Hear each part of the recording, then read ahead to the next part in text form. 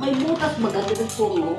Ayan guys, i-unboxing namin yung in-order ko kay Sis De La Torre.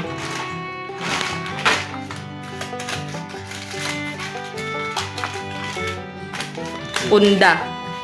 Pundang 9 na piraso yan eh.